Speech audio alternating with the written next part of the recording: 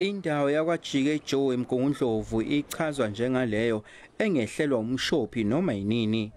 Lapho kuhamba intambo zikagesi phansi ezinye ixhuma indawo ezimbili ezinemkhukhu. Kulempelasonto kushone izingane ezintathu zibhukuda obuhle biyeza Jili, uErnest Dewa noGift Dlamini abashawa ugesi bebhukuda ngenxa yezintambo zikagesi eziwele emanzini.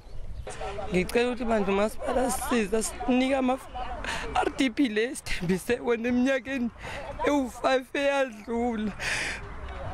Egroundini umasipala washintsha wafaka ama-flat. So zonke ingane zala ziphelela la zidlala la emfuleni. So kuthi ukuthi umfula bese kuyiground yabo ukuthi badlale khona ngoba iground lenziwe indawo yama-flat. Uhulumeni ugxeka ukwebiwa kagesi njengoba kuyinkinga ekhona kuzwelonke. NgoNtulikazi kushiswe izimoto ezikahulumeni ezishagalombili eLamontville ngenxa yokukhishwa kweintambo exhunywe ngokungekho emthethweni.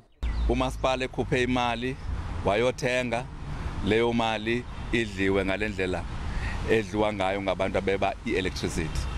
Okwesibini, ukwebiwa kogesi kunobungozi ngoba sibone inamba yabantu abaninzi beshona bebulawa ukweba ugesi. uDewa usefihliwe kanti uJili noDlamini bazofihla kulempelasonto.